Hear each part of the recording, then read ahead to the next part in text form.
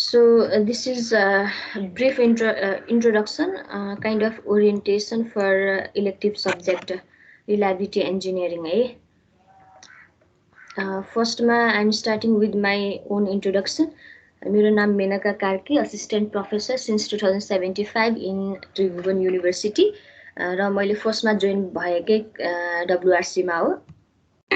मेरो जब career start भएको नै WRC बाट हो. एन्ड देन इनिसियल इयर्समा फर्स्ट 2 इयर्स चाहिँ एज अ डिएचओडी काम गरेँ. त्यस पछाडि अहिले चाहिँ एमएससी प्रोग्राम कोअर्डिनेटरको रूपमा कार्यरत छु. मेजर कोर्सेस मैले पढाइरहेको भनेको बीईमा चाहिँ basic electrical engineering, reliability engineering, transmission and distribution design. Maybe next year चाहिँ I will be teaching this subject. And then maybe first batch I will be teaching this subject is again तपाईँहरू नै हुनुहुन्छ होला. MSc कोर्समा चाहिँ मैले पढाइरहेको subject भनेको distribution system planning and management हो, and then distributed energy resources. र एमएससी अन्टिल नाउ मैले सुपरभाइज गरेको 4वटा कम्प्लिट भइसक्यो र अहिले 4वटा चाहिँ अनगोइङ छ. 4वटा अनगोइङमा चाहिँ केही टियुबाट छन् र केही पियुबाट छ. त्यस पछाडि अब अरू स्किल्सहरूको कुरा गर्दाखेरि नर्मली यही स्किल्स नै हो. हामी लगभग सबै फ्याकल्टिजलाई आइरहेको होइन. अफिस, म्याटल्याब र यसको टुल बक्सेसहरू. म्याटल्याबभित्र पनि विभिन्न टुल बक्सहरू छ है, पिस्याट, त्यस पछाडि म्याट पावर, एएनएन होइन. अनि यो विभिन्न अप्टिमाइजेसन टुलहरू सबै यो टुल बक्सले प्रोभाइड गर्छ. So we need to know information about all this things है. त्यसपछि पावरवल सिमुलेटर भयो, ल्याटेक अस्ति मैले लकडाउनकै बेलामा सिकेँ हो. त्यस पछाडि इट्याप पनि बेसिक कुराहरू चाहिँ गर्न सकिन्छ, गर्न सक्छु.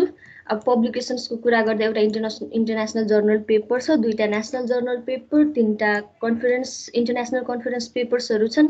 र नेसनल कन्फरेन्स पेपर्स भनेको मेनली चाहिँ आइओजिसीको पेपर्सहरू नै छ अन्टिल नाउ होइन, त्यो छन् होइन.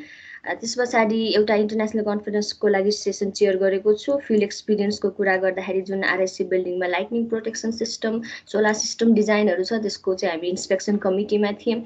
एन्ड देन क्लोजली चाहिँ we inspected how the system was established. त्यस पछाडि you can connect me through LinkedIn, ResearchGate, Academia. Few only I have visited few है. यहाँ चाहिँ जस्ट कुनै कुनै मात्र मैले राखेको छु. अब युट्युब अकाउन्ट छ, तपाईँहरूलाई थाहा नै छ होला. एन्ड देन ब्लग छँदैछ, अफकोर्स एफबी. र मेरो हबिजमा occasional free writing and then learning. नयाँ कुरा सिक्न चाहिँ मलाई एकदमै इन्ट्रेस्ट लाग्छ है. नेक्स्ट अब मेन आउटलाइन चाहिँ just a little background on what is reliability, what is reliability engineering, why we need to study भन्ने कुरा अलिकति म यहाँ भन्छु. त्यस पछाडि नेक्स्ट हाम्रो curriculum according to IOE how it is design भन्ने कुरा यहाँ चाहिँ म प्रकाश पार्छु. त्यस पछाडि नेक्स्ट यो इलेक्टिभ सब्जेक्ट पढ्नको लागि जस्ट 5 स्टुडेन्ट्सले मात्र रजिस्टर गरेको. What is the probable reasons, मलाई लागेको के हो त्यो मैले अलिकति लिस्ट आउट गराएको छु. And then we can discuss later.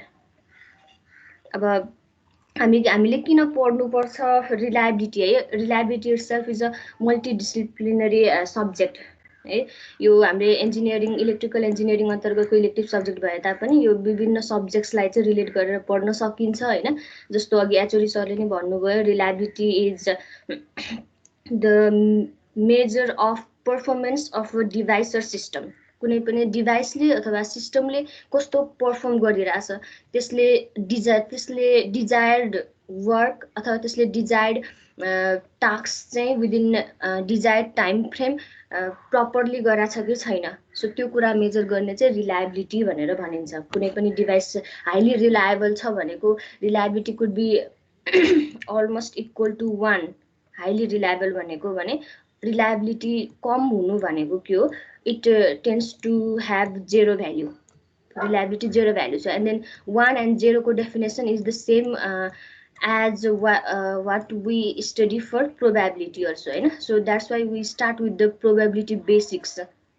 So probability line ultimately हामीले reliability मा चाहिँ turn out गरेर study गर्छौं.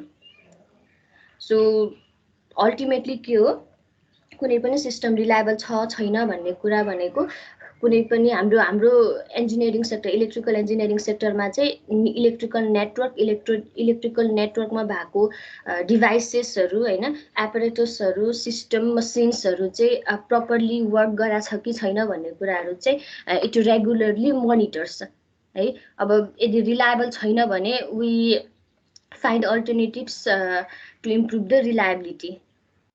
एन्ड देन नेक्स्ट भनेको रिलायबिलिटी घटाउने विभिन्न रिजन्सहरू अथवा विभिन्न मेनली चाहिँ यो कारणहरू नै हुन्छ अनएक्सपेक्टेड डिस्टर्बेन्सेस सडन लोड चेन्जहरू है फल्ट कन्डिसन्सहरू यसले चाहिँ के गर्छ नेटवर्कमा चाहिँ इन्टरप्सन गराउँछ जसको कारणले गर्दाखेरि कस्टमरसम्म चाहिँ के हुन्छ required level of voltage required level of current required level of frequency चाहिँ पुगेर हुँदैन हैन। सो त्यो सिनेरियोलाई चाहिँ घटाउने चाहिँ हामीले विभिन्न नेक्स्ट अल्टरनेटिभहरू युज गर्नुपर्छ। सो बट देन कहाँनिर हामीले त्यो अल्टरनेटिभ युज गर्ने त भन्ने कुरा हामीले अगेन के हो कुन डिभाइसको रिलायबिलिटी घटेको छ त्यो हेर्छौँ है। So we need to find the reliability हामीले डिभाइस वाइज पनि हेर्छौँ एपरेटस वाइज नै हेर्छौँ and then as a whole नेटवर्ककै पनि हेर्छौँ। So overall kind of summary भनेको के हो we need to study reliability engineering to know to have better availability durability होइन dependability quality over time. So यो क्वालिटिजहरू अब्टेन गर्नको लागि we need to study the reliability कुनै पनि डिभाइसको कतिको रिलायबल छ भन्ने कुरा चाहिँ हामी थाहा पाउनु जरुरी हुन्छ पढ्न जरुरी हुन्छ है। एन्ड देन रिलायबिलिटी कसरी अब्टेन गर्न सकिन्छ कुनै पनि डिभाइस अथवा सिस्टमको भन्ने कुरा चाहिँ we study in this subject. So यो कुराहरू त साइडमा भइहाल्यो होइन। Main course objective is to introduce the concept of reliability engineering. So mainly चाहिँ इलेक्ट्रिक पावर सिस्टममा नै how we can find the reliability भन्ने कुरा चाहिँ this is the major objective. अब review of probability theory so यसको basic भनेकै probability हो। So we will have little bit review on the basics of reliability probability चाहिँ अब mainly चाहिँ +2 मै पढिरहेको कन्सेप्टलाई अलिकति रिभाइज गर्छौँ and then we relate the this probability theory with the reliability later. त्यस पछाडि नेक्स्ट बाइनोमियल डिस्ट्रिब्युसन हैन। अब बाइनोमियल डिस्ट्रिब्युसनको पनि कस्तो नेचर हुन्छ यसको प्यारामिटर्सहरू कस्तो कस्तो छ यो कुराहरू चाहिँ हामीले स्टडी गर्छौँ। प्यारामिटर्सहरू कतिले चेन्ज हुँदाखेरि कस्तो ग्राफ देखाइरहेको हुन्छ नेचर देखाइरहेको हुन्छ। सो त्यो कुराहरू हेर्छौँ है। अब जस्ट हाम्रो सिनेरियोमा हेर्दाखेरि दुईटा जेनेरेटर छ भने कुनैको क्यापासिटी लस भयो होइन कुनैमा प्रोडक्सन अलिकति कम भयो भने चाहिँ अल्टिमेटली लोडलाई चाहिँ लोड फुलफिलमेन्टमा कतिको इम्प्याक्ट पार्छ भन्ने कुरा we measure in terms of reliability. What is the reliability that this system gives supply whole supply to the load भन्ने कुरा चाहिँ मेजर गर्छौँ है। वेन अन्डर डिफ्रेन्ट सिनेरियो अब यो दुवै कम्प्लिटली अपरेटिङ स्टेज हुँदाखेरि कस्तो सिनेरियो छ एन्ड देन एउटा आउट हुँदाखेरि अथवा अर्को आउट हुँदाखेरि बिकज यो दुईटा सेम युनिट नहुन सक्छ होइन। सो यो कारणले गर्दा एउटा आउटेज हुँदाको रिलायबिलिटी एन्ड देन अर्को आउटेज हुँदाको reliability is completely different. So we need to study त्यसपछि network modelling and analysis of simple system. So let's start with the very simple system होइन। सिम्पल सिस्टममा चाहिँ के हुन्छ जस्ट हाम्रो अब यो पनि हाम्रो नेटवर्कको चाहिँ सिम्पल सिस्टम हो होइन बट देन यो भन्दा पनि हामीले अझै सिम्पल सिस्टमबाट चाहिँ स्टार्ट गर्छौँ है। सो रिलायबिलिटी स्टडीको लागि यो जुन कम्पोनेन्ट्सहरू छ यहाँ जेनेरेटर युनिट सो यसको एउटा रिलायबिलिटी निकाल्छौँ त्यस पछाडि अर्को डिभाइस कनेक्टेड होला यसको रिलायबिलिटी निकाल्छौँ त्यस पछाडि यसको रिलायबिलिटी निकाल्छौँ। सो यो पर्टिकुलर डिभाइसलाई जुन अपरेसनको लागि जुन टास्कको लागि हामीले छोडेको छौँ होइन त्यो अनुसार चाहिँ it is whether performing or not we are measuring in terms of reliability. त्यो रिलायबिलिटी हामीले फाइन्ड आउट गर्छौँ भनेको त्यो फाइन्ड आउट गर्छौँ भनेको है। एन्ड देन के हो हाम्रो इलेक्ट्रिकल नेटवर्कमा चाहिँ most of the devices they are connected in series. So एउटा कुनैमा आउटेज भयो अथवा आउट भयो भने के हुन्छ सर्किटलाई ब्रेक गर्छ है। सर्किटलाई ब्रेक गर्नु भनेको के हो there is interruption in the power flow power flow interrupt हुने बित्तिकै customer does not get the required power हैन, अथवा पावर चाहिँ विदिन स्ट्यान्डर्ड लिमिट चाहिँ नपाउला है। सो यसले चाहिँ के गर्छ, सिस्टम अनरिलायबल बनाउँछ। सो मोरलेस हामीले हेरिरहने system we are focusing on this kind of like simple system भनेर चाहिँ यसरी यस्तो खाले सिम्पल सिस्टम चाहिँ हेरिरहेको हुन्छौँ है। And then as you go on adding more and more devices on this system के हुन्छ, हरेक डिभाइसको आफ्नो रिलायबिलिटी हुन्छ। So reliability component of every devices also goes on being additive. So कुनै केसमा चाहिँ के हुन्छ, एन्डेड भएर गइरहेको हुन्छ भने कुनै केसमा अड भएर गइरहेको हुन्छ हैन। सो यो तरिकाले ओभरअल सिस्टमको नै वी फाइन्ड दि रिलायबिलिटी है। सो हामी कम्पोनेन्ट वाइज हेर्दै जान्छौँ। सो यसमा चाहिँ हामीले जस्ट एउटा सिम्पल सिस्टमको and then moving on another is the complex system. So complex सिस्टममा चाहिँ के हुन्छ, this is just one example of a complex system है। र हामीले यस्तो कम्प्लेक्स सिस्टम चाहिँ हेर्दैनौँ, बट देन अघिल्लो केसमा भन्दा चाहिँ अलिकति कम्प्लिकेटेड सिस्टम हेर्छौँ। सो काइन्ड अफ कस्तो हुनसक्छ, यस्तो खाले सिस्टम हुनसक्छ। So this is one device, this is one device, and then we can not clearly say that these devices are connected in simple प्यारललमा मात्र अथवा सिरिजमा मात्र भन्ने कुनै क्लियर डेफिनेसन छैन यसमा है। So that's why we call it as complex system. So simple यति सिस्टम, यस्तो खाले सिस्टमलाई मात्र we consider as complex system here reliability स्टडीको लागि है। सो विभिन्न मेथड्सहरू छन्। So event tree method, fault tree method हैन, and then cut set and tie set मेथडहरू। सो यो एउटा एक्जाम्पल छ कि फल्ट ट्री मेथडको हो। So will study later. Next probability distribution in reliability evaluation भनेर हैन। सो यसमा पनि के छ, विभिन्न प्रोबेबिलिटी डिस्ट्रिब्युसन कर्भहरू चाहिँ हामी स्टडी गर्छौँ and how we can relate these curves with the reliability assessment है। यो रिलायबिलिटी यस्तो पिक हुँदा, सरी कर्भ पिक हुँदा अथवा अलिकति यो अलिकति यसको पिक घट्दा हैन। सो यसले के मिनिङ राख्छ त भन्ने कुराहरू चाहिँ अलिकति यसमा स्टडी गर्छौँ। सो यस्तो यो विभिन्न कर्भको चाहिँ सिग्निफिकेन्स के हो भन्ने कुराहरू। नेक्स्ट भनेको प्रोबेबिलिटी। अब यसमा चाहिँ डिरेक्टली नै के भनौँ भने, so reliability depends on the time है। So as the spent of time जति हामी पछाडि एनालाइसिस गर्दै जान्छौँ, reliability always goes on decreasing. कस्तो भने कुनै पनि डिभाइस अथवा कुनै पनि system at the beginning of installment के हुन्छ, पर्फर्मेन्स इज गुड हैन, but then at the spent of time के हुन्छ, डिभाइसेस अथवा एपरेटस अथवा नेटवर्क नै के हुन्छ, त्यसको पर्फर्मेन्स चाहिँ घट्दै गइरहेको हुन्छ है। के हो, डिभाइस आफै वेयरिङ टियरिङ हुनसक्छ, विभिन्न फल्ट आएको हुनसक्छ, फल्ट आइरहँदा गर्दाखेरि even there is some depreciation हैन, depreciation in terms of life. So त्यसले गर्दाखेरि के हुन्छ, त्यो डिभाइसको पर्फर्मेन्स रिड्युस भइरहेको हुन्छ। एन्ड देन डिभाइसको पर्फर्मेन्स रिड्युस हुनु भनेको के हो, अथवा नेटवर्कको पर्फर्मेन्स रिड्युस हुनु भनेको के हो, it is not being reliable, as much reliable as it was at the beginning of its life है। सो त्यो कारणले गर्दाखेरि it always has this kind of curve with this point of time. And then this is another popular bathtub curve भन्छ।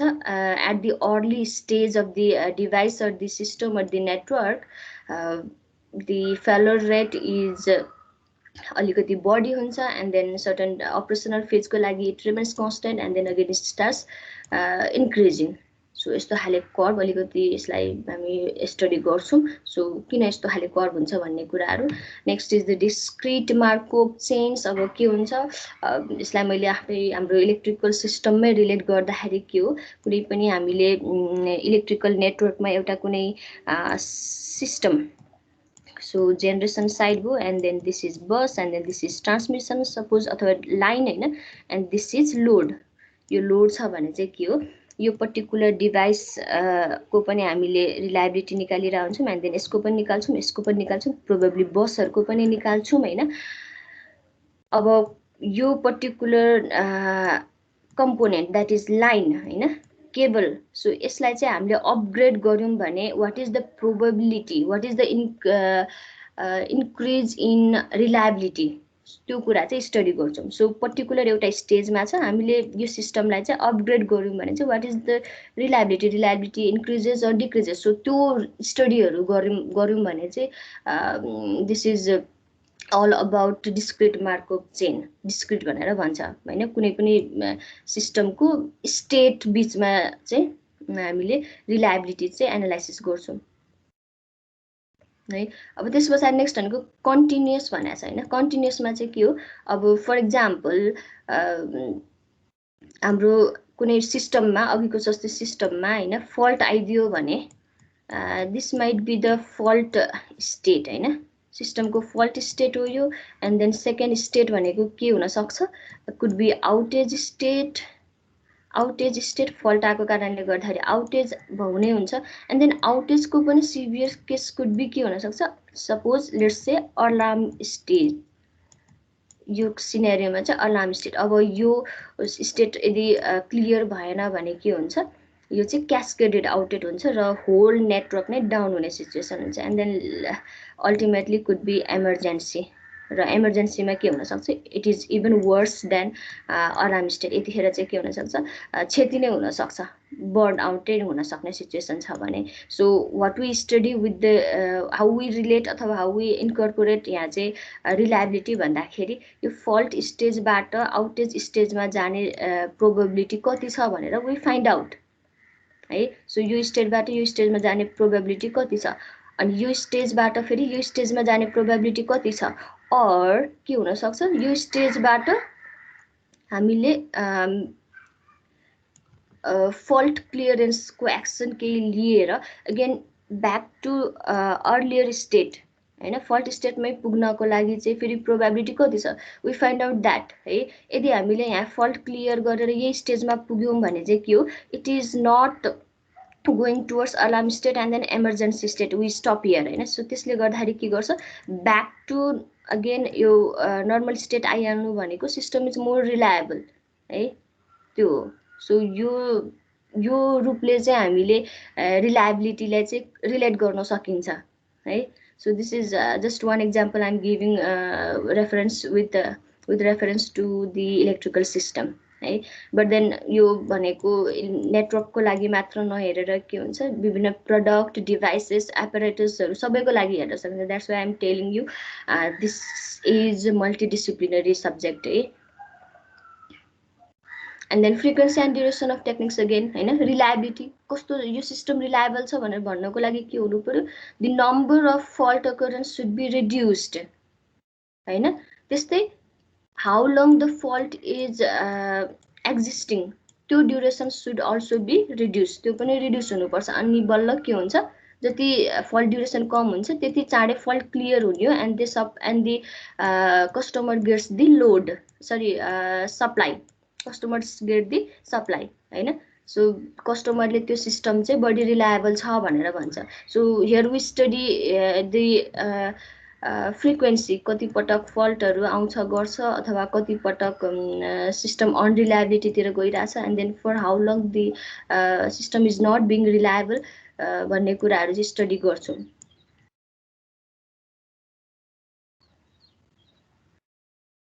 and then that ends the chapter actually this पछाडी practical छ अलिकति practical को लागि हामी अब assignments हरु चाहिँ दिइरा हुन्छौं and then software applications पनि we can do software simulation त्यसपछि इभ्यालुएसन को लागि अब यो अनुसारै छ 80 मार्क्स and then 20 मार्क्स यो अलरेडी तपाईहरुलाई फ्यामिलियर नै छ हैन सफ्टवेयरमा चाहिँ डिक साइलेन्टबाट चाहिँ हामीले top event fault tree analysis simply एउटा गर्न सकिन्छ एन्ड देन इट्याबबाट पनि हामीले गर्न सकिन्छ लेट्स सी एन्ड देन रिसोर्समा चाहिँ हाम्रो मेनली लाइब्रेरीमा भएको चाहिँ यो रोय बिलिङटनको नै यो बुक छ हैन एकदमै धेरै छ but then I am not sure if we will be able to reach the hardware book नै हामी रिच आउट गर्न सक्छौँ सक्दैनौँ थाहा छैन, but until then we can refer to the online PDF book चाहिँ हामी हेर्न सकिन्छ। अब स्कोपको कुरा अलिकति गर्दाखेरि के छ, दिस इज अलमोस्ट अब मैले यति डिस्क्रिप्सन गरिसक्दाखेरि you probably might have some idea है, स्कोपको बारेमा अलिकति आइडिया पनि भइसकेको छ होला। सो अन्टिल देन नेपालमा चाहिँ भइसकेको चाहिँ यो रिलायबिलिटी एसेसमेन्टहरू चाहिँ यो किसिमको छ। सो हामीले कुनै पनि हामीले नेटवर्कहरूको रिलायबिलिटी एसेसमेन्ट गरिसकेर रिलायबिलिटी इम्प्रुभ गरायो भने finally customer receives the good quality of power without any interruption है। So we always have to do the reliability assessment. कुनै पनि हामीले सिस्टममा अपग्रेडेसन गर्नु पर्यो भने पनि रिलायबिलिटी एसेसमेन्ट इज नेसेसरी होइन, अथवा कुनै पनि सिस्टममा हामीले सरी कुनै पनि एरियामा सप्लाई गइरहेको एउटा फिडर लाइन छ एन्ड देन यहाँ एकदमै high population growth and then load increase एकदम भएको कारणले गर्दाखेरि एउटा फिडरबाट मात्र सप्लाई दिन नपुगेर लेटर चाहिँ if government proposes or utility proposes two feeders at that time रिलायबिलिटीमा कस्तो इम्प्याक्ट पार्छ होइन। रिलायबिलिटी एउटा त नयाँ अपग्रेडेसन गरेर के हुन्छ, अथवा अर्को के हुन्छ, यही फिडरमा अथवा यही फिडरमै पनि हामीले कुनै अब स्विचेसहरू राखेर होइन, बिचमा कुनै कम्पोनेन्ट रिप्लेस गरेर अथवा कुनै कम्पोनेन्ट एड गऱ्यौँ भने अगेन रिलायबिलिटी चेन्जेस है। सो यो कुराहरू चाहिँ हेरिन्छ। एन्ड देन मोस्टली हायर एजुकेसनमा किन फोकस गरेको भन्दा मास्टर्समा चाहिँ we have this subject reliability, power system reliability भन्ने सब्जेक्ट नै छ। सो यसमा विभिन्न थेसिसहरू पनि गर्न सकिन्छ है। एन्ड देन प्रोजेक्ट्सहरू पनि एक्सटर्नल प्रोजेक्ट्सहरू केस स्टडिजहरू नि गर्न सकिन्छ। And then we recommend some good outcomes to the utility. त्यस पछाडि यो त भइहाल्यो होइन, reliability assessment of power system. So always reliable product services are always the best. That's why reliable product services को चाहिँ सधैँ नै माग भइरहेको हुन्छ है। So the scope never dies out. And then अब फाइनल्ली होइन, जम्मा 5 जना स्टुडेन्ट्सले चाहिँ रजिस्टर गर्नु भएको छ what I'm assuming, what I'm presuming भनौँ होइन, त्यो अब अलिकति अनफेमिलियरै हो कि जस्तो नि लाग्यो हो, एज एचओडी सर सेड। त्यस पछाडि नेक्स्ट बेस्ड अन म्याथमेटिक्स छ and then probably you might be thinking online method might not be effective है, अनलाइनमा डेरिभेसन एन्ड देन म्याथमेटिक्सहरू जस्तो हामीले फर्स्ट इयर सेकेन्ड इयरमा म्याथमेटिक्सको डेरिभेसनहरू छ। सो त्यस्तो किसिमको भएर चाहिँ अनलाइनमा पढाउँदा गर्दा नबुझ्ने हो कि भन्ने कतै डर पो हो कि स्टुडेन्ट्सलाई लागेको है। सो यदि अरू कुनै छ भने चाहिँ let me know, let us know डिपार्टमेन्टलाई पनि होइन। So we will try to address अथवा we will again think about it. अब चाहिँ स्टुडेन्ट्सको साइडबाट नै सुनौँ होला है। सो त्यति धेरै डेरिभेसन्स चाहिँ छैन, त्यस्तो लेन्दी सोल्युसन भन्ने नै छैन, just you need to understand है। म्याथमेटिक्सलाई पनि एप्लिकेसनको रूपमा चाहिँ बुझ्नुपर्छ यसमा है, एन्ड देन गर्ने हो। सो हामीले जस्तो म्याथमेटिक्स फर्मुला याद गरेर सोल्युसन झिक्ने भन्दा पनि it is more about applying what we have read, त्यो हो है। एन्ड देन प्र्याक्टिस डेफिनेटली चाहिन्छ नै। So let's make it 12 at least. यही नै हो अब्जेक्टिभ होइन सर। स्टुडेन्ट्सहरूलाई चाहिँ आफ्नो साइडबाट के भन्नु छ भने राख्नु हुँदा हुन्छ। हुन्छ म्याम, त्यही नै हो। अब चाहिँ खास चाहिँ पछि स्टुडेन्ट साथीहरूले चाहिँ अब इमिडिएट चाहिँ अब ग्रेजुएटमा चाहिँ एडमिसन हुने हो भने पावर सिस्टम इलेक्ट्रिकल पावर सिस्टममा अथवा इलेक्ट्रिकलमा मास्टर्स पिएचडी गर्दाखेरि रिलायबिलिटी पढ्नै पर्छ, किनभने यो चाहिँ एउटा मेजर एस्पेक्ट नै हो। अलरेडी म्यामले यति धेरै डिस्कसन गर्नुभएको छ। उहाँहरूलाई यदि यो चाहिँ हामीलाई डिपार्टमेन्टले अलिकति इन्फर्मेसन दिएको भए हामीले त्यो टाइममा पढ्थ्यौँ र अहिले सजिलो हुन्थ्यो, थेसिस गर्न पनि सजिलो हुन्थ्यो भन्ने पछि साथीहरूलाई त्यो खालको ग्याप नहोस् भनेर मात्रै हामीले यो चाहिँ एउटा सेसन यति सेसन चाहिँ हामीले राखेका हौँ है। सो अहिले नै तपाईँहरूलाई if you have some queries related to this you can put some of those है। र अहिले त्यस्तो छैन भने तपाईँहरूले र यदि चाहिँ if you want to switch the elective then त्यो चाहिँ हाम्रो जुन गुगल सिट अभाइलेबल छ त्यसमा आफ्नो नाम चाहिँ स्विच गरेर अनि हामीलाई चाहिँ अपडेट गर्नु होला इन्डिभिजुअली कसले स्विच गर्यो भनेर चाहिँ अलिकति अपडेट गरिदिनु होला त्यो चाहिँ भोलिसम्म if you have some queries then you can put it now है प्रकाश अमृत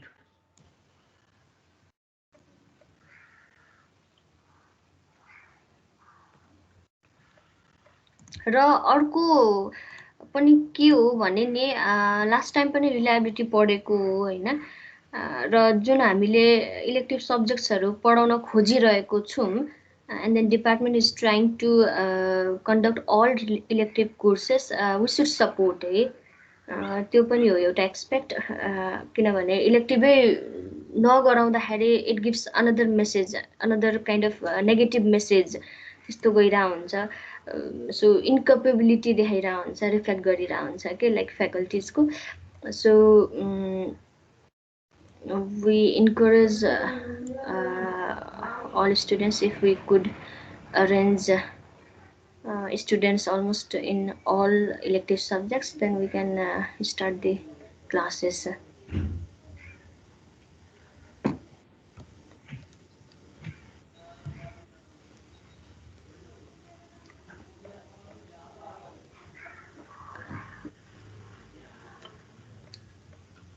ठिक छ आधी घन्टा नै टाइम भइसकेछ त है सो यदि on individual basis also if you have any questions then you can let me know through the messenger and all right so if you are hesitant to put it here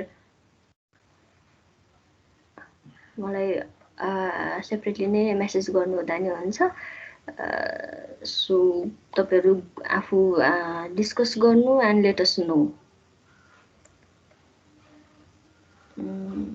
अहिले अब खासै queries अथवा questions केही अथवा discussion केही छैन भने चाहिँ म अफ गर्छु हुन्छ म्याम उहाँहरूलाई त्यही टाइम दिउँ एक दिनको म्यामलाई so much thank you for this wonderful orientation and introduction of the subject so this might help our students so I think so it's so helpful so thank you ma'am अनि अर्को कुरा साँच्ची यो elective subject यति बिहानै चाहिँ म पढाउँदिन है अर्को टाइम चाहिँ अरेन्ज गर्नु पर्ला हामी सबैजनाले है यो नि मैले भनिहालेँ हुन्छ म्याम त्यो चाहिँ अब टाइम अवेलेबिलिटीको चाहिँ आधारमा गर्न सकिने भयो सकिने भयो त्यो चाहिँ ल मैले लिभ गरेँ है त sir thank you so much thank you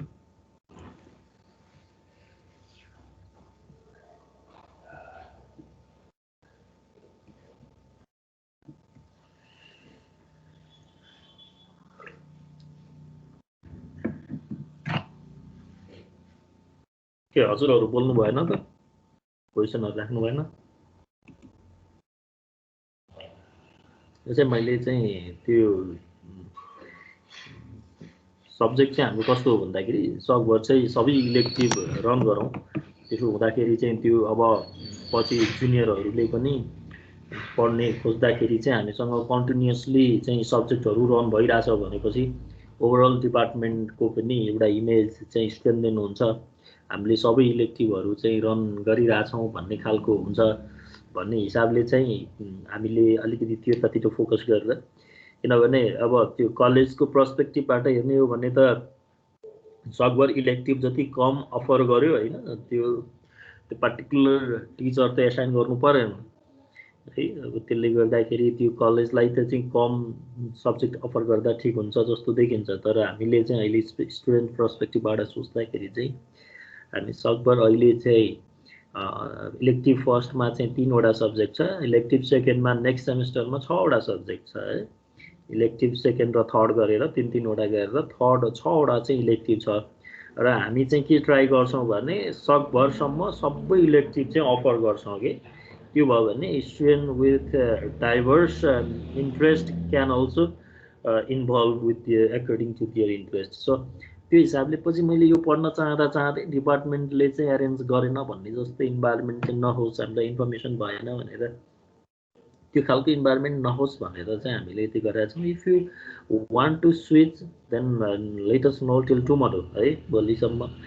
तपाईँहरूले अब जस्तो कस्तो भने क्लास चाहिँ स्टार्ट गर्न सुरु गरिसक्यौँ, जस्तो 12-12जना जस्तो भयो, जस्तो एटलिस्ट मिनिमम ग्रुप हुनुमा 12जना जस्तो भएर हामीले क्लास स्टार्ट गऱ्यौँ भने तपाईँले पछि केही टाइम पछि मलाई यो सब्जेक्टभन्दा अर्को इन्ट्रेस्ट लाग्यो भने 1-2जनाले त्यो स्विच गर्नै नपाउने भन्ने चाहिँ हुँदैन होइन, त्यो पछि पर्ने।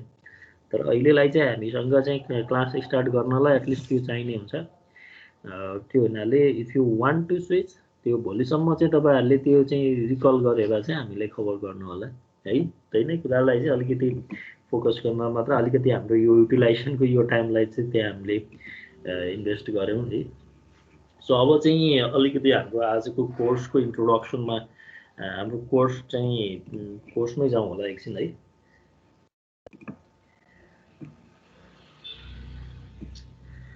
So is this my slide visible, Prakash? Yes, sir.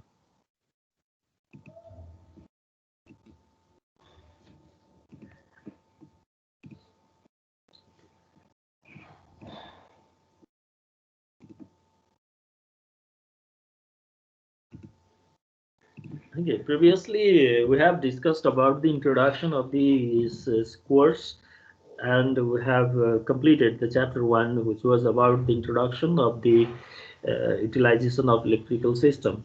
So now it's the chapter 2 of the syllabus, which describes the what is the electric drive system actually, and what are the types of the electric drive system, and the advantages and disadvantages as well. So you know, fundamentally, electric drive is the overall system of the motor and its control accessories. So you can say the aggregate of motor, electric motor. So electric motor, is useful in large scale. So in every industry or different commercial uses, we need electric motor, or even household appliances. Electric motor is the most important electrical device, electrical load. So the aggregate of electrical motor, energy transmitting device, and control equipment by which the motor characteristics are adjusted. So mainly these three things are included within the electric drive system. So electric motor, which performs the energy conversion from electrical to mechanical. Energy transmitting device, that means we have to transmit the energy, shaft energy of motor to the machine, particular machine which is in used in different industry or some kind of function.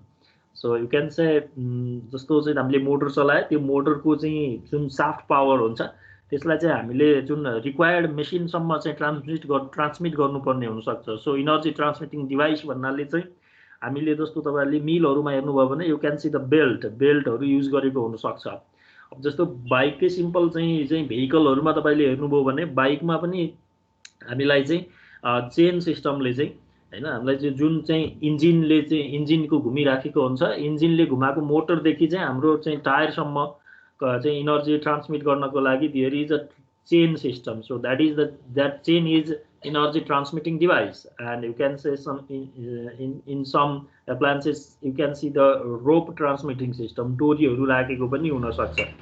अनि in most of the system तपाईँले gear system देख्नुहुन्छ। गियरले चाहिँ तपाईँले you can change the energy from one place to another, or by changing the speed or with constant speed as well. So these may be the energy transmitting device and control equipment by which the motor characteristics are adjusted. So that means motor ko what is the loading condition of the motor, so what is the required speed of motor, what is the required torque of the motor. So according to the requirement of the speed and torque, the motor characteristics should be adjusted. So that is done by the control equipment set on the motor. So the overall aggregation of this electric motor, energy transmitting device, and control equipment by which motor characteristics are adjusted to meet the load requirement are called the electric drive. So electric drive नभएको भए के हुन्थ्यो भन्दाखेरि electric drive नभएको भए त्यो manual डिभाइसहरू हुन्थ्यो होला, मेकानिकल सिस्टमहरू हुन्थ्यो होला, हैन। अरू चाहिँ हाइड्रोलिक सिस्टमहरू न्युमेटिक सिस्टमहरू हुन्थ्यो होला। त्यसको एक्सेप्सनमा चाहिँ त्यसको अल्टरनेटिभको रूपमा इलेक्ट्रिक ड्राइभ छ। Electric drive is so popular and useful. So normally electric ड्राइभको चाहिँ ओभरअल ब्लक डायग्राम हेऱ्यौँ भने हामी यसलाई चाहिँ के देख्न सक्छौँ भने जस्तो एउटा नर्मल्ली त मोटर हुने भयो। मोटरले चाहिँ मोटर चाहिँ हामी कुनै लोड मोटरमा कुनै लोड जोड्ने भयौँ पर्टिकुलरली हैन। अनि चाहिँ यो मोटरको अपरेसनलाई चाहिँ सेन्स गर्नको लागि we have to put the sensing unit. So this senses normally the speed torque etcetera है। Speed and torque are the fundamental sensing unit. So यहाँ चाहिँ sensing parameter let's say. So यो सेन्सिङ युनिटले चाहिँ त्यो पारामिटरहरूलाई चाहिँ यहाँबाट चाहिँ सेन्स गर्ने भयो and then it gives this sensed parameter to the control unit. So control युनिटमा त अब कन्ट्रोल सिस्टम भन्ने बित्तिकै कन्ट्रोल सिस्टमको आफ्नै छुट्टै इनपुट कमान्ड हुन्छ। भनेको कन्ट्रोल युनिटले के काम गर्ने हो त्यसको चाहिँ डिजायर्ड आउटपुट चाहिँ हामी कन्ट्रोल युनिटमा चाहिँ इनपुट दिन्छौँ। यो already you have discussed it in the control system in third year. So यो चाहिँ हामी पावर मोडुलेटरमा दिन्छौँ। अब पावर मोडुलेटर भने चाहिँ के हो भन्दाखेरि चाहिँ जुन सोर्समा अभाइलेबल पावर छ, जुन पावर सोर्समा अभाइलेबल जुन फर्ममा पावर छ त्यसलाई चाहिँ मोटरलाई चाहिने फर्ममा चाहिँ कन्भर्ट गरिदिने काम चाहिँ सोर्सले गर्छ। र यो पावर मोडुलेटरलाई यसरी चाहिँ काम गराउने काम चाहिँ कन्ट्रोल युनिटले गर्छ। कुरा बुझ्नुभयो है त। पावर मोडुलेटरले actually that changes the source supply according to the demand of the motor. मोटरको रिक्वायरमेन्ट अनुसार चाहिँ पावर मोडुलेटरले चाहिँ यो सप्लाईलाई कन्भर्ट गर्ने काम गर्छ and that convert is governed by the control unit. त्यो चाहिँ govern and controlled by the control unit है। यसले चाहिँ कन्ट्रोल गर्ने हो। This is the overall block diagram of the electric drive system. So the electric drive together with load is electric drive system. अब यस अघि हामीले जति कुरा भन्दा यसमा चाहिँ लोड थप्यौँ भने त्यसलाई हामी अब इलेक्ट्रिक ड्राइभ सिस्टम भन्न सक्छौँ। The block diagram is shown like this. So the electrical load like fan, pump, train, etc. consist of electrical motor. You know the huge application of electrical motor. So the requirement of the electrical load is determined regarding speed and torque. Right? So electric load को चाहिँ determination भनेको त्यसको चाहिँ खास main requirement भनेको speed र टर्कको बेसिसमा we can define. So the motor which suited the capabilities of load is chosen for the load drive. अब त्यो पर्टिकुलर लोड अनुसारको लोडको रिक्वायरमेन्ट अनुसारको चाहिँ we have to choose the motor. So अब यो block डायग्रामको main चाहिँ कम्पोनेन्टहरू मध्ये power modulator is one of the main component of the electric drive system. अब मोटर त भइहाल्यो होइन, मोटर भयो। अब मोटरको यहाँ मैले धेरै डिस्क्रिप्सन गराएको छैन किनभने you have studied lots of information about the motor in the machine 1 and 2, so I'm not going in detail about the motor. So power modulator भनेको चाहिँ this power modulator regulates the output power of the source. This output power of source which is after the power modulator will be the input to the motor. So output of a power source like आउटपुटलाई चाहिँ modulate गर्ने काम regulate गर्ने काम गर्छ power मोडुलेटरले। So regulate गर्ने भनेको के हो त हैन। Power modulator regulates the output power from the source भन्छ। यो रेगुलेट गर्नु भनेको के हो भनेको रेगुलेसन गर्नु भनेको यसको चाहिँ मोटरको रिक्वायरमेन्ट अनुसारको फर्ममा त्यसलाई कन्भर्ट गर्नु हो। It controls the power from source to the motor in such a manner that motor transmits the speed torque characteristics required by load.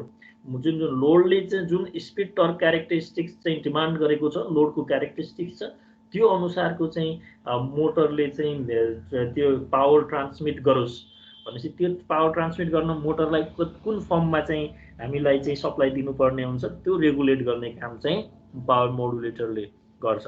So during the transient operation like starting, transient operation भनेको something like changing the state के कुनै एउटा particular स्टेटमा चाहिँ भएको मसिनले चाहिँ अर्को स्टेटमा जानु। स्टार्टिङ भनेको चाहिँ नर्मल्ली चाहिँ मोटर चाहिँ चलेको छैन, अब एक्कासी हामी त्यसलाई चाहिँ त्यो जुन स्ट्यान्ड स्टिल कन्डिसनबाट रनिङ कन्डिसनमा लगिरहेछौँ। So change of the state, so that is starting. Starting is the transient. Braking भने नर्मल्ली चाहिँ हामी एउटा स्पिडमा चलाइरहेछौँ त्यसलाई ब्रेक गरेर त्यसको स्पिड कन्ट्रोल गरिरहेछौँ। So that is the another transient state and the speed reversing. So this is another transient state. So during such transient operation like starting, braking and speed reversing, the excessive current drawn from the source, त्यति बेला चाहिँ हामीलाई करेन्टको चाहिँ बढी तान्छ नि यो ट्रान्जिएन्ट टाइममा. So this excessive current drawn from the source may overload it or may cause the voltage drop. है मोटरलाई ओभरलोड हुन सक्छ or voltage drop बढी हुन सक्छ excessive currentले गर्दा. So hence the power modulator restricts the source and motor current. यस्तो टाइममा चाहिँ पावर मोडुलेटरले यो ट्रान्जिएन्ट अवस्थामा ट्रान्जिएन्ट टाइममा पनि सोर्स जुन मोटर करेन्टलाई चाहिँ रेस्ट्रिक्ट गर्ने काम पनि गर्छ power मोडुलेटरले. So the power modulator converts the energy according to the requirement of the motor. So for example, if the source is DC, if we have the DC source, an induction motor is used, and हामीले चाहिँ त्यो induction motor use गरिरहेको छौँ भने we know induction motorलाई supply दिनको लागि we need AC supply, and that that DC is converted into AC in the power modulator. So power modulator मा चाहिँ हामीले त्यो पावर चाहिँ AC लाई DC मा convert गर्छौं. So it also selects the mode of operation of the motor. So for example, motoring mode or braking mode. Okay? Another important component of the electric drive is control unit. So actually control unit itself performs nothing, but it controls the power modulator, which operates at small voltage and power level. Control unit भनेको चाहिँ यसले आफैले काम गर्ने भन्दा पनि power मोडुलेटरलाई चाहिँ काम गराउने चाहिँ युनिट हो. So the control unit also operates the power modulator as desired. It also generates the command for the protection of power modulator and motor. So an input command signal which adjusts the operating point of the drive from an input to the control unit. So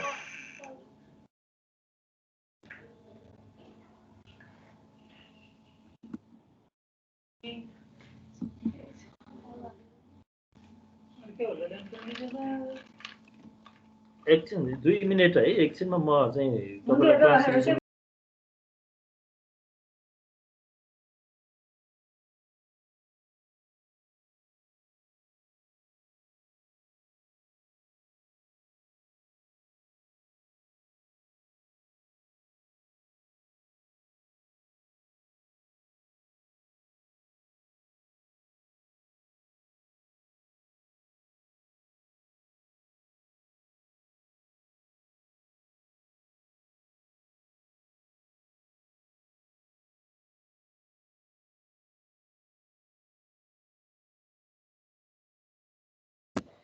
okay sorry है मेरो एकछिन यहाँ चाहिँ मेन्टेनेन्सको लागि चाहिँ operator आउनु भएको रहेछ अनि एकछिन अलिकति टाइम डिले भयो है.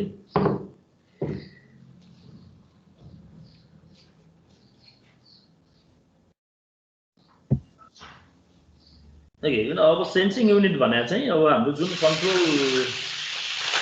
कन्ट्रोल युनिटले चाहिँ जुन मोडुलेटिङ पावर मोडुलेटरलाई चाहिँ कन्ट्रोल गर्छ त्यो चाहिँ हामीले मोटरको चाहिँ एक्चुअल पर्फर्मेन्स के छ मोटरको पर्फर्मेन्सलाई चाहिँ बाट चाहिँ डाटा लिएर चाहिँ हामीलाई चाहिँ कन्ट्रोल युनिटमा चाहिँ एज अ चाहिँ एक्चुएटिङ सिग्नलको रूपमा चाहिँ डाटा पठाउने काम चाहिँ सेन्सिङ युनिटले गर्छ. So it census the certain drive parameter like motor current and speed. It mainly required either for protection or for closed loop operation. So these are the simple functional the block diagram of the electric drive. So let us discuss some advantages of electric drive. So electric drive, you know, is the mostly widely used drive system nowadays. So electric drive has very large range of torque, speed and power. So it can operate in the large variation of torque, speed and power.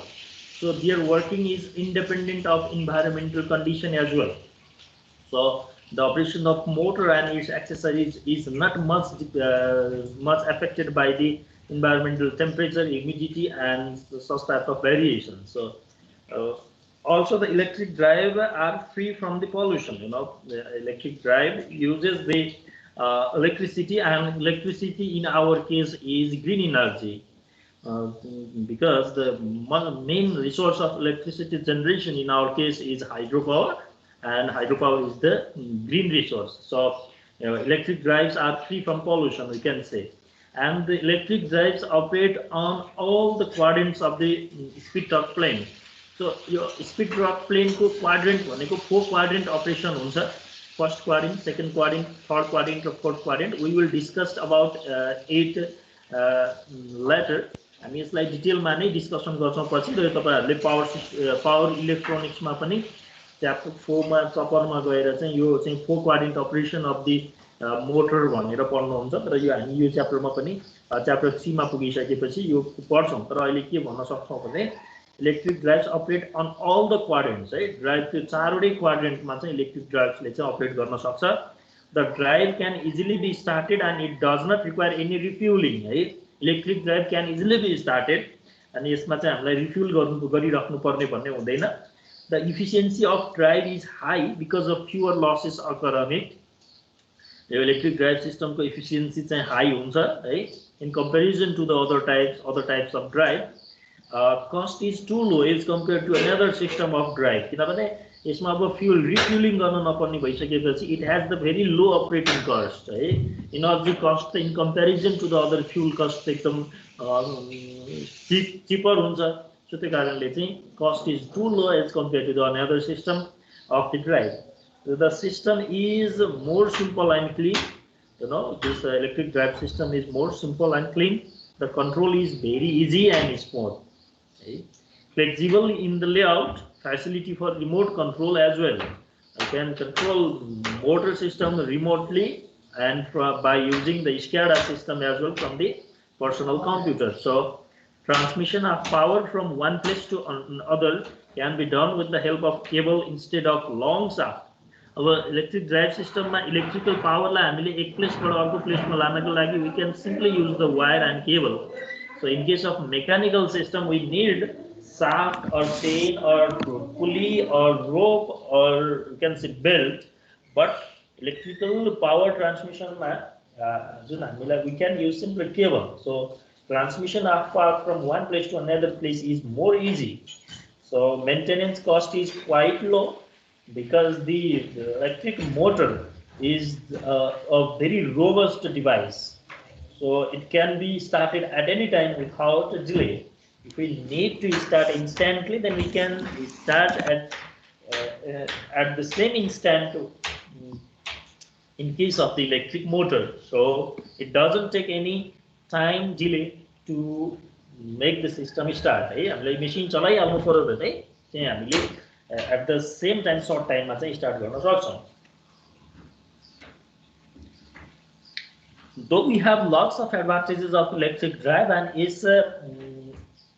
it's been widely used, it has some disadvantages as well. So if we discuss about the disadvantage of the electric drive, then we can see the sum of the point like this. So the power failure completely disable the whole of the system. If the power supply system चाहिँ failure भयो भने electric drive system पुरै disabled हुने भयो है। किनभने supply नै नभइसकेपछि drive system ले electric drive system ले काम गर्ने कुरो भएन। The application of drive is limited because it cannot use in place where the power supply is not available. Power supply available नभएको ठाउँमा we cannot use the electric drive system. So हामीलाई चाहिँ electric drive system use गरिरहेछौं भने त्यहाँ चाहिँ हामीलाई proper power supply system चाहिँ already reachable available हुनु पर्यो। It can cause noise pollution. अब मसिनहरु चाहिँ मोटर त्यसको रोटेटिङ पार्टहरु हुन्छ, मसिनहरु हुन्छ, so it can cause noise pollution. Right? The initial cost of system is high. Initial investment cost जसलाई हामी capital cost पनि भन्छौं, that is pretty high in case of this electrical drive, and it has a poor dynamic response. Electrical system has poor dynamic response. Poor dynamic response भन्नुको meaning चाहिँ dynamic response भनेको output load को characteristics change जसरी change हुन्छ त्यसलाई चाहिँ response गर्ने input characteristics हो। त्यसरी त्यसलाई रेस्पोन्स गर्छ भनेर। So it has comparatively poor dynamic response. The output power obtained from the drive is low, and during the breakdown of conductors or short circuit, the system may get damaged. due to which several problems occur. So these are some of the disadvantages of the electric drive. Otherwise, electric drive is a most important system in industry and commercial usage. So, what are the application of electric drive? यो तपाईहरुलाई थाहा नै छ electric drive कहाँ use हुन्छ भन्ने कुरा चाहिँ यो अहिले हामीले जता पनि फिल देख्ने गरेको फिल गर्ने गरेको कुरा हो. So some of the areas that electric drive are being used are the number of industrial and domestic applications like transportation system, rolling mill, paper machine, textile mill, machine tool, fan, pump, robot, and washing machine as well, and the transport traction system. In different kinds of traction system, electric drive can be used, and in case of lift, crane, electric car, they have flexible control characteristics. The steady state and dynamic characteristics of electric drives can be set to satisfy the load requirements. They are available in wide range of torque, speed, and power. They can be started instantly and can immediately be fully loaded. हामीले चाहिँ start गर्ने बित्तिकै त्यसलाई फुल लोडसम्म चाहिँ हामीलाई पुर्याउन सकिहाल्छौँ within short time.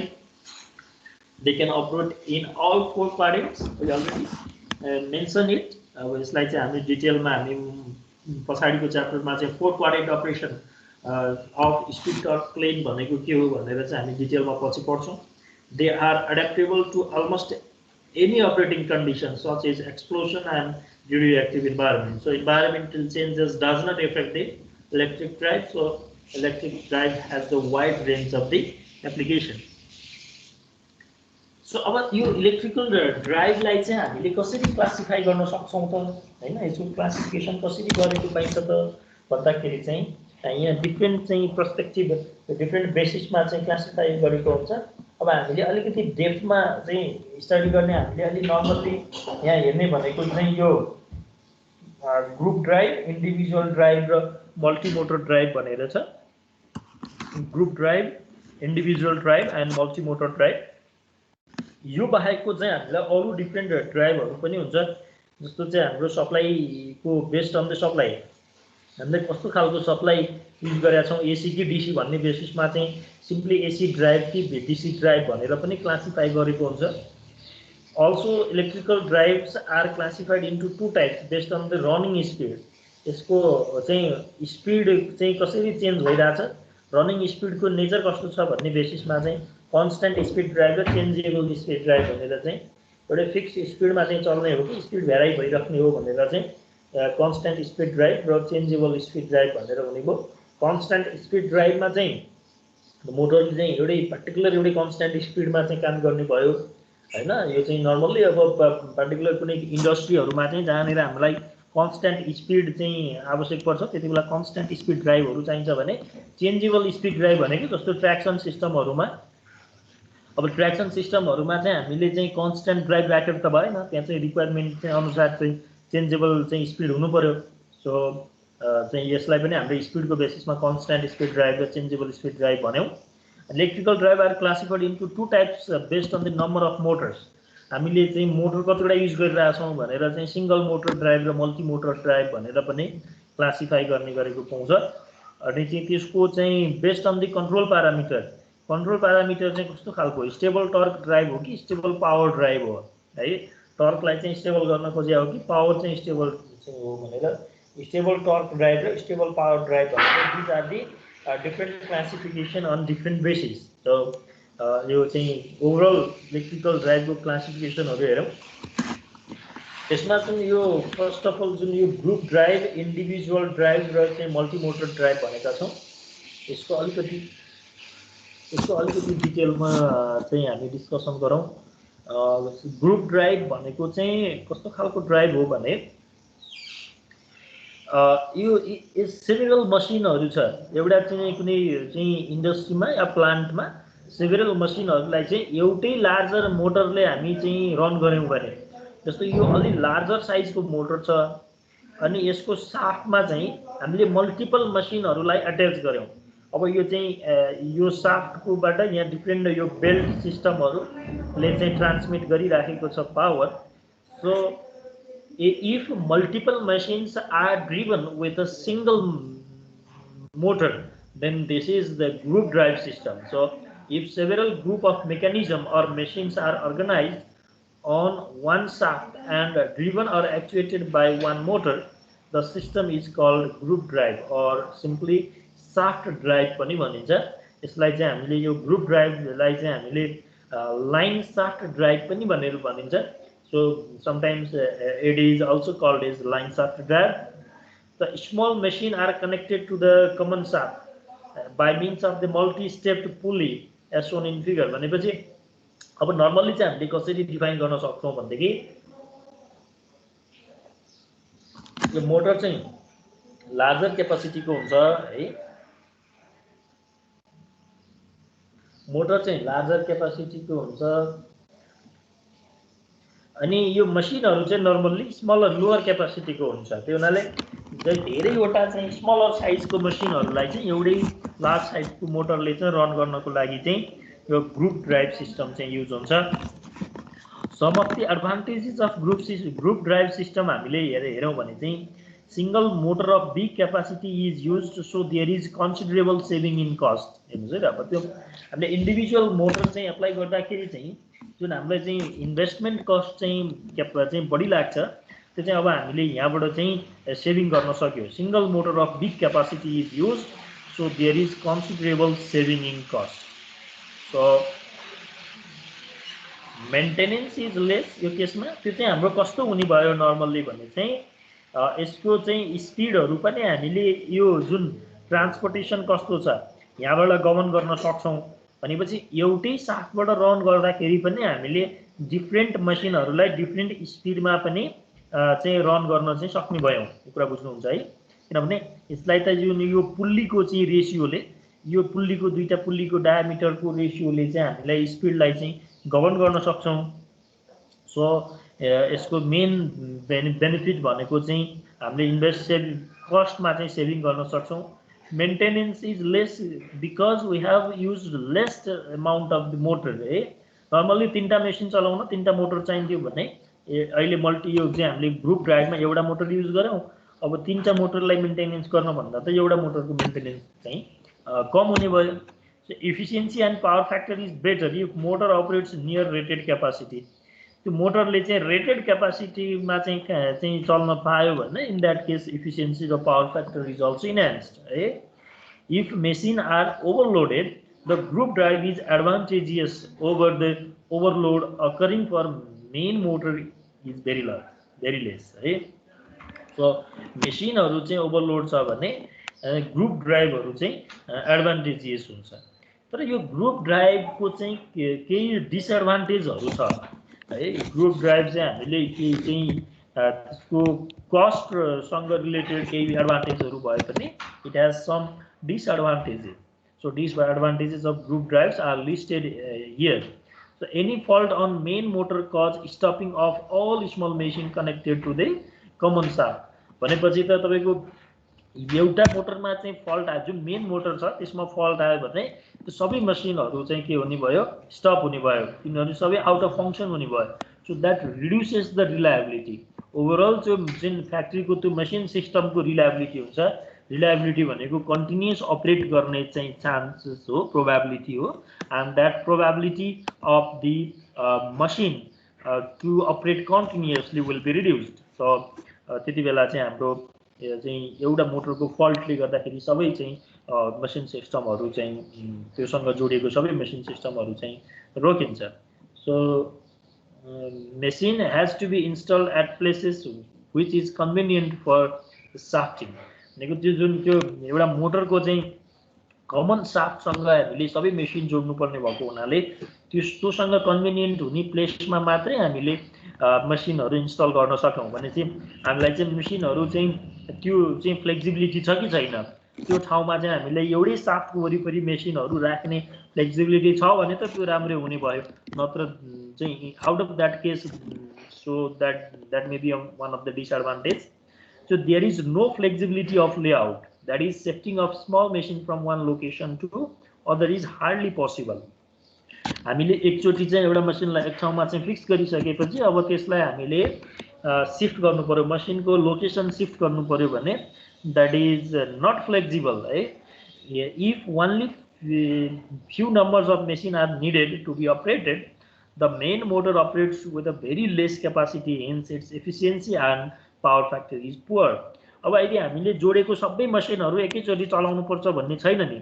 जस्तो हामीले यो चाहिँ मल्टी मेसिन जोड्यो, 1 2 3 मेसिन मध्ये चाहिँ कुनै टाइममा चाहिँ 1 मेसिन मात्र चलाउनु पर्ला, अर्को टाइममा 1 र 2 मात्रै चलाउनु पर्ला भनेपछि मोटर जति चाहिँ फुल क्यापासिटी भन्दा low capacity, half capacity, 40% loading, 60% loading, जति कम लोडिङमा मोटर चल्छ मोटरको चाहिँ पावर फ्याक्टर र इफिसियन्सी घट्दै जान्छ। नर्मली मोटर क्यारेक्टरिस्टिक्सले त्यो कुरालाई डिफाइन गर्छ।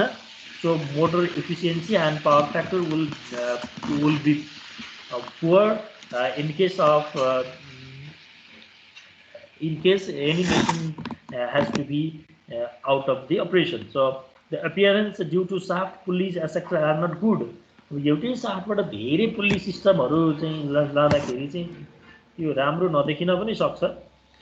Speed control of individual small machine is cumbersome भनेको चाहिँ अब हामीलाई चाहिँ एउटै साफ्टबाट चाहिँ सबै मसिनहरू चाहिँ रन गरेको हुनाले साफ्टको स्पिड चेन्ज गर्ने बित्तिकै सबै मसिनको स्पिड चेन्ज हुन्छ। सो इन्डिभिजुअल स्मल मसिनको चाहिँ स्पिड कन्ट्रोल गर्न लाग्यौँ भने द्याट क्रिएट्स डिफिकल्टिज है। Considerable amount of power is wasted in power transmission भने चाहिँ हामीले यहाँ चाहिँ जुन पावर ट्रान्समिसनमा एउटै साफ्टबाट धेरै पावर ट्रान्समिसनहरू इन्डिभिजुअल मेसिनमा चाहिँ लानुपर्ने हुनाले चाहिँ त्यो मेसिनको आउटपुट मध्ये कन्सिडरेबल एमाउन्ट अफ पावर चाहिँ पावर ट्रान्समिसनमै वेस्ट हुन्छ। Noise level is high, future expansion is hardly possible. So group drive is adapted when existing factories are change over from engine drive to electric drive, motor drive. Engine ड्राइभबाट हामीले immediately electric motor ड्राइभमा चाहिँ हामीले फ्याक्ट्रीलाई change गरिराखेको छौँ भने त्यो टाइममा चाहिँ ग्रुप ड्राइभ चाहिँ मोस्टली युज गरेको पाइन्छ। So after the group drive we have the individual drive and यो चाहिँ तपाईँहरूले यसको जुन यो नामबाटै तपाईँहरूले यसको क्लियर भइसक्नु भएको छ। In the individual drive system each machine tool has its own electric motor. तपाईँको चाहिँ एउटा मोटरले एउटा मसिनलाई चाहिँ रन गर्छ। So each machine has each individual motor which drives the machine through belt. अब यसको यो चाहिँ पावर ट्रान्समिसन यसमा belt, it can be done by the belt or chain or gearing or direct coupling as well है। यो मोटरको shaft र यो मेसिनको साफ्टलाई एउटै लाइनमा हामीले कनेक्ट गर्छौँ भने that will be direct coupling है। Direct coupling has the higher efficiencies, it has almost 100% power transmission efficiency. Power transmission ma loss hundaina if we connect the machine and motor with the same shaft. So that is direct coupling. तर direct coupling गर्नको लागि चाहिँ it has the certain limitations with location and size of machine and motor. So अब सबै ठाउँमा direct coupling possible हुँदैन। त्यति बेला हामीले if we use the belt for the transmission, power transmission from the motor shaft and the machine shaft, in between the machine shaft and motor shaft, then belt use गर्यौं भने belt transmission भयो, chain use गर्यौं भने chain transmission भयो, gear system use गर्यौं भने gear transmission भयो. So we can use the different options. So the system is also called self-contained drive. यो individual drive लाई चाहिँ self-contained drive पनि भनेर भनिन्छ। इन्डिभिजुअल ड्राइभको डिसएडभान्टेज भनेको हाई इनिशियल कस्ट र पावर लस इन ट्रान्समिसन हो। यो बिचमा ट्रान्समिसन सिस्टम भएको हुनाले पावर लस त हुने नै भइहाल्यो। अनि यसमा चाहिँ हाम्रो इन्डिभिजुअल मोटर, इच मसिनलाई इच मोटर किन्नुपर्ने भएको हुनाले त्यो मोटरको चाहिँ इन्भेस्टमेन्ट कस्ट चाहिँ बढी हुन्छ। So high initial cost and power loss in transmission,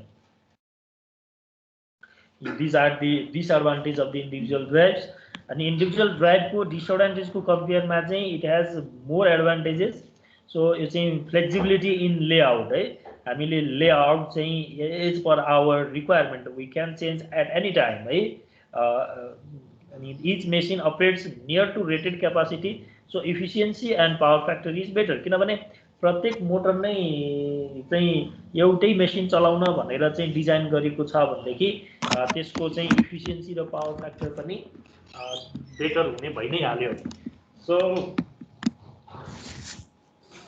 fault on any one machine does not create problem for another machine किनभने एउटा मेसिनले एउटा ड्राइभ सिस्टम चलिरहेको छ भनेदेखि चाहिँ कुनै एउटा मेसिनमा चाहिँ फल्ट आयो भने त्यसले अरू मेसिनमा इफेक्ट गर्ने कुरो नै भएन। तर जुन कुरो चाहिँ यो ड्राइभ ग्रुप ड्राइभमा चाहिँ एउटा मेसिनको फल्टले चाहिँ अरू मेसिनको अपरेसनमा पनि इफेक्ट गरेको थियो। So appearance of layout is quite good. यसमा चाहिँ अब चाहिँ एक मेसिन एक मोटर भएपछि एपियरेन्स इज यो राम्रो हुने भयो।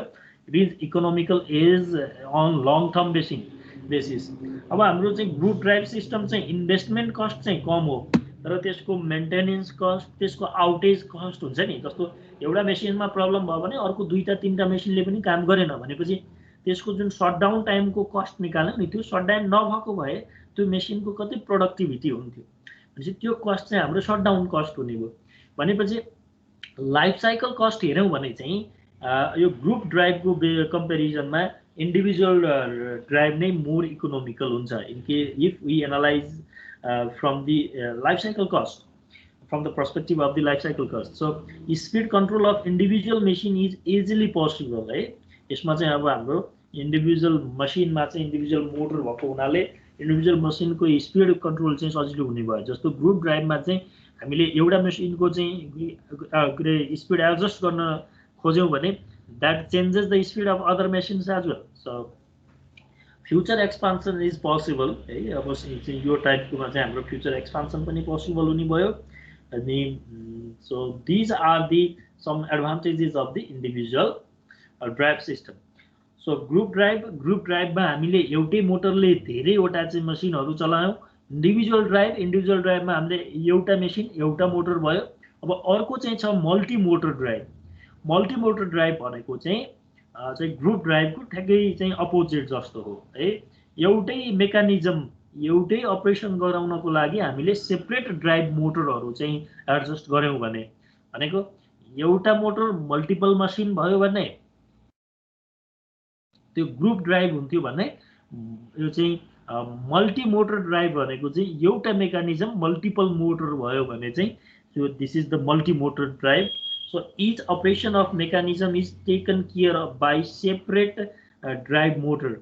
एउटा ओभरअल मेकानिजमभित्र जुन छुट्टा छुट्टै अपरेसन हुन्छ इच अपरेसनको लागि चाहिँ छुट्टा छुट्टै मोटर राख्यो भने चाहिँ this is multi motor drive system. The system contents several individual drive each of which used to operate its own mechanism है।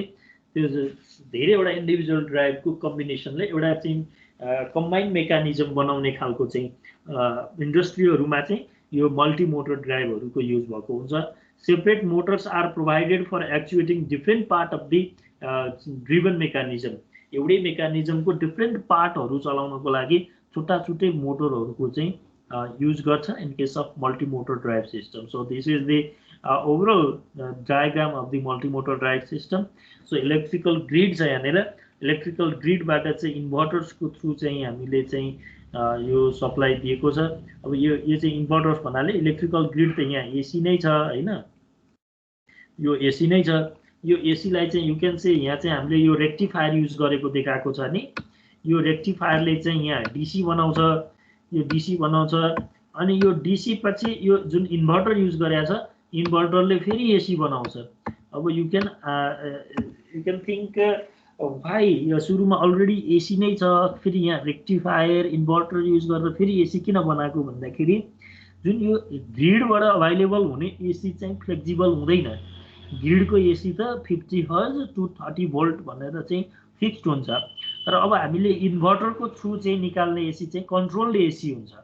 कन्ट्रोल्ड एसी भन्नाले we can produce the AC signal in different voltage and frequency as per our requirement है। किनभने चाहिँ हामी यो चाहिँ VYF चाहिँ ratio constant गरेर चाहिँ मोटरको स्पिड चाहिँ कन्ट्रोल गर्ने भन्छौँ। भेरिएबल फ्रिक्वेन्सी ड्राइभ, भेरिएबल चाहिँ स्पिड ड्राइभ भनेर तपाईँले चाहिँ यो मोटरको ड्राइभ सिस्टम पढ्नु भएको छ भनेपछि we need different frequency. For the motor drive system है। कति बेला चाहिँ भोल्टेज पनि चेन्ज गर्नुपर्ने हुन्छ। सो तपाईँले इन्भर्टरबाट चाहिँ एसी निकाल्नु भयो भनेदेखि इन्भर्टरको गेट सिग्नललाई कन्ट्रोल गरेर चाहिँ तपाईँले चाहिँ एसीको इन्भर्टरको आउटपुट एसीलाई चाहिँ कन्ट्रोल गर्न सक्नुहुन्छ। सो हामी यसरी चाहिँ ड्राइभ सिस्टममा सप्लाई दिँदाखेरि नर्मल्ली इन्डस्ट्रियल ड्राइभमा चाहिँ कस्तो गरिन्छ भन्दाखेरि जुन एसी ग्रिडबाट एसी आएको हुन्छ त्यसमा first of all rectifier use गर्छौँ। अनि यो रेक्टिफायर युज गरिसकेपछि यो रेक्टिफायरबाट चाहिँ यसलाई डीसी बनाउँछौँ। रेक्टिफायरले डीसी बनाइसकेपछि चाहिँ फेरि यो इन्भर्टरले एसी बनाउँछौँ र विच इज कन्ट्रोल्ड एसी है। अनि त्यो एसी चाहिँ हामी मोटरमा सप्लाई दिन्छौँ। सो यो मल्टिमोटर ड्राइभको एडभान्टेजेस हामीले डिस्कस गऱ्यौँ भने each machine is driven by the separate motor. It can be run and stopped as desired. So machine not required can be shut down and also replaced with the minimum of dislocation है। हामीले चाहिँ जुन चाहिँ part हामीलाई चलाउनु पर्दैन त्यसलाई हामीले इन्डिभिजुअली शट डाउन गर्न सक्छौँ। There is a flexibility in the installation of different machine. In case of motor fault only its connected machine will stop, whereas other will continue working undisturbed. And absence of belt and line shaft greatly reduces the risk of the accident to the operating personnel. So multi-motor system मा चाहिँ हाम्रो belt line शाफ्टहरूको चाहिँ हुँदैन। त्यसमा प्रायः जस्तो चाहिँ यो चाहिँ डाइरेक्टली कपलिङ गरिएको हुन्छ। यहाँ हेर्नुभयो भने डाइरेक्ट कपल सिस्टम देख्नुहुन्छ, डाइरेक्टली कपलिङ गरेको हुन्छ। त्यसले गर्दाखेरि चाहिँ जुन एउटा चाहिँ ट्रान्समिसनमा हुने लस पनि घटाउँछ भने अर्को चाहिँ जुन अपरेटिङ पर्सनलहरूमा चाहिँ एक्सिडेन्ट हुनसक्छ, बेल्टहरू चेनहरू फुत्किएर त्यसले चाहिँ हुने एक्सिडेन्ट पनि कम हुन्छ। यसको एउटा मात्र डिसएडभान्टेज भनेको हाई इनिसियल कस्ट हो। यो चाहिँ मल्टिमोटर सिस्टमको एडभान्टेज भनेको जुन मोटरको लागि चाहिने जुन इन्भेस्टमेन्ट कस्ट हुन्छ द्याट इज क्वाइट हाई। त्यो चाहिँ मेन डिसएडभान्टेज भयो है त। सो अब यसमै अलिकति हामीले चाहिँ एसी ड्राइभ र डिसी ड्राइभको कुरा गऱ्यौँ है। तपाईहरुलाई बीचमा केही क्वेरीजहरु छ भने राख्नु चाहिँ म मात्र एक्लै बोलिरहेको छु है। तपाईहरुलाई बीचमा केही सर यो मल्टी मोटर सिस्टम छ नि, अनि यसमा चाहिँ दुईटा मोटर राख्नु साथै एउटै हाई क्यापेसिटी मोटर राख्न मिल्दैन? नि त्यो त मिलिहाल्यो नि। त्यसले चाहिँ के गर्छ भन्दाखेरि अब चाहिँ यो मल्टी मोटर ड्राइभ भनेको के हो भने एउटै मेकानिजम भित्र छुट्टा छुट्टै पार्टहरु छ। त्यसलाई चाहिँ जो छुट्टा छुट्टै रोटेटिङ पार्टहरुलाई इन्डिभिजुअल मोटरले चाहिँ रन गराउने हो। तपाईले अब एउटै ठुलो मोटर राखेर त्यो छुट्टा छुट्टै पार्टलाई चाहिँ अब त्यो ग्रुप ड्राइभको सिस्टमले चलाउन पनि सक्नुभयो। तर त्यसको चाहिँ अघि नै हामीले डिस्कसन गरे अनुसारको चाहिँ कम फ्लेक्सिबल हुने भयो नि त, त्यो कुरा बुझ्नुभयो त। सो यो चाहिँ कस्तो हो भन्दाखेरि चाहिँ ओभरअल मेकानिजम चाहिँ एउटै छ। एउटै मेकानिजम भित्रको डिफ्रेन्ट जुन रोटेटिङ स्मल स्मल पार्टहरु छ त्यसलाई छुट्टा छुट्टै मोटरले चाहिँ चलाउने र ओभरअल चाहिँ मेकानिजम चाहिँ धेरैवटा मोटरले अपरेट गरेको जस्तो बनाउने चाहिँ मल्टी मोटर हो। तर तपाईले भने जस्तो त्यसलाई ठुलो मोटरले चलाउन सकिन्छ, त्यो गर्यो भने चाहिँ त्यो के भयो चाहिँ ग्रुप ड्राइभ सिस्टम भयो के। त्यो ग्रुप ड्राइभमा जाने बित्तिकै त्यसको कम फ्लेक्सिबिलिटी छ, त्यसको चाहिँ रिलायबिलिटी कम छ है। त्यसको अरु धेरै इस्युहरु छ नि। एउटा चाहिँ पार्टमा फल्ट आयो भने अरु सबै पार्ट बन्द हुन्छ। एउटामा स्पिड कन्ट्रोल गर्नु पर्यो भने सबैको स्पिड चेन्ज हुन्छ। सो त्यो हुनाले ग्रुप ड्राइभ भन्दा चाहिँ खास अब यो जुन मल्टिमोटर ड्राइभमा या इन्डिभिजुअल ड्राइभ भनेको चाहिँ हाम्रो चाहिँ कन्ट्रोलको हिसाबले मोर फ्लेक्सिबल भयो। खालि यसमा इनिसियल इन्भेस्टमेन्ट मात्रै बढी हुने हो। र मैले अघि इन्डिभिजुअल ड्राइभमा पनि एउटा कुरा के डिस्कसन गरेको छु भने इनिसियल कस्ट चाहिँ बढी हुने हो, तर लाइफ साइकल कस्टले हिसाबले हेर्ने हो भने फेरि यिनीहरू सस्तो पर्छ। किनभने ग्रुप ड्राइभमा चाहिँ त्यो आउटेज कस्ट नै बढी हुन्छ। इन्डिभिजुअल मेसिनमा हुने आउटेजले गर्दाखेरि सबै मसिनहरू सटडाउन गर्नुपर्ने हुन्छ। त्यो सटडाउनको टाइममा जति प्रोडक्सन हुन सक्थ्यो त्यो प्रोडक्सन हुँदैन, जसलाई चाहिँ हामी लस भन्छौँ। त्यो चाहिँ सटडाउन कस्ट भन्छौँ त्यसलाई हामी, अथवा आउटेज कस्ट भन्छौँ। त्यो आउटेज कस्टको हिसाब हेर्ने हो भने लाइफ साइकल कस्ट चाहिँ फेरि इन्डिभिजुअल ड्राइभ और मल्टिमोटर ड्राइभकै कम हुन्छ।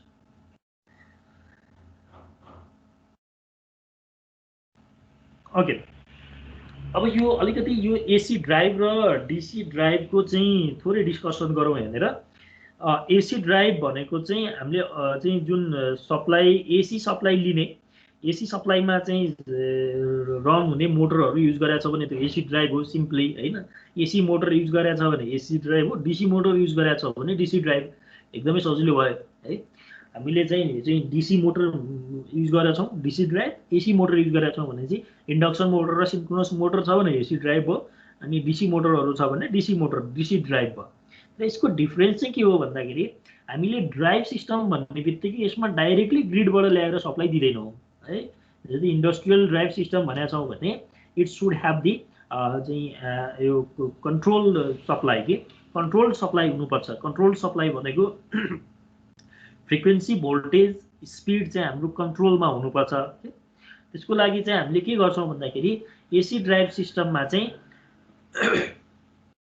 AC drive converts AC supply to the DC using converter circuit based on the rectifier and invert it back to the AC from DC using inverter to control the speed of the electric motor, especially three-phase motor.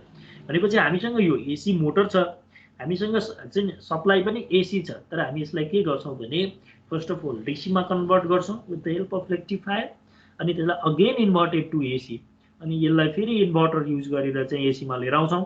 अनि यो जुन यसमा use हुने rectifier चाहिँ uncontrolled rectifier हुन्छ, simply diode use गर्छौँ। यसलाई याद गर्नु होला है तपाईँले। उता अब पावर इलेक्ट्रोनिक्समा अलिकति यो डायोड र थाइरिस्टरको डिफ्रेन्स पढिसकेपछि त क्लियरली बुझिहाल्नुहुन्छ, त्यहाँ पढ्दै पनि हुनुहुन्छ होला।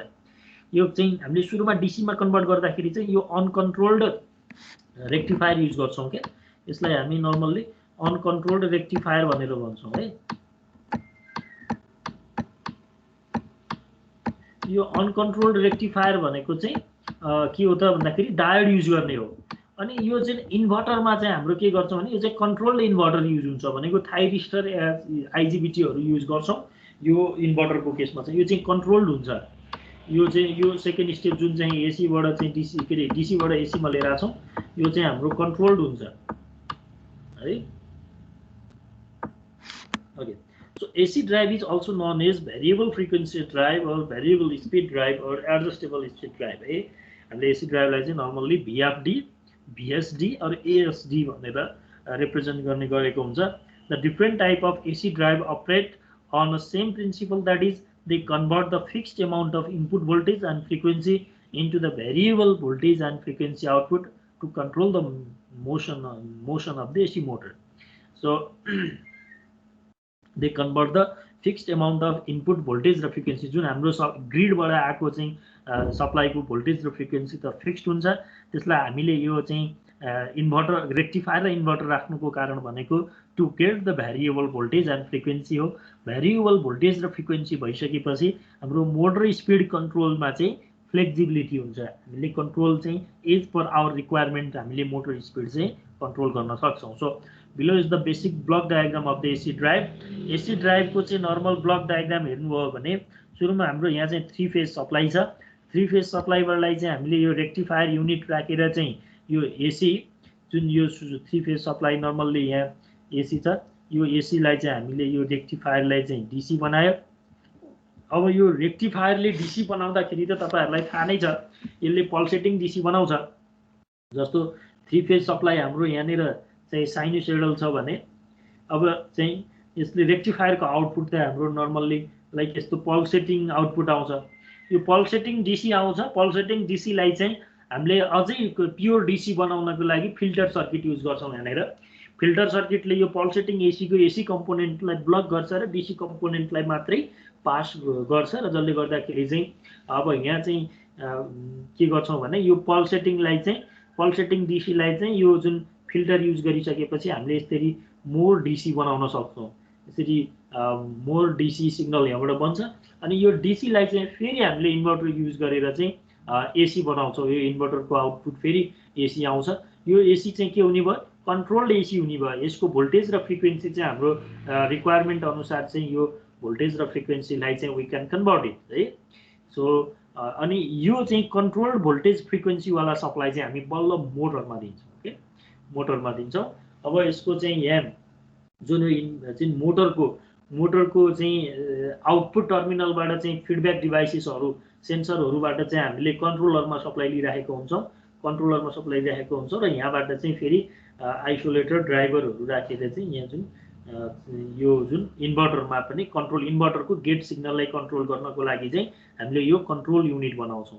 यो चाहिँ इन्भर्टरको गेट सिग्नललाई कति फ्रिक्वेन्सी र कति भोल्टेज निकाल्ने भनेर इन्भर्टर कन्ट्रोल गर्नको लागि चाहिँ हामीले यो मोटरको चाहिँ लोडको रिक्वायरमेन्ट के हो, लोडको रिक्वायरमेन्ट फिडब्याक डिभाइसबाट यहाँबाट फिडब्याक लिन्छौँ अनि यहाँबाट चाहिँ पिसी पर्सनल कम्प्युटरबाट चाहिँ हामीलाई रिक्वायर्ड चाहिँ के डाटा हो, यहाँबाट मोटरको अब हामीले स्पिड लिइरहेछौँ, यहाँको मोटरको करेन्ट लिइरहेछौँ, हामीलाई रिक्वायर्ड अपरेसन हुनको लागि चाहिने भ्यालु डिजायर्ड भ्यालु कति हो त्यो हामी यो पिसीबाट होइन यो चाहिँ कुनै प्रोग्रामिङबाट चाहिँ हामीले यहाँबाट चाहिँ कोडिङबाट यहाँबाट चाहिँ डिजायर्ड भ्यालु दिन्छौँ।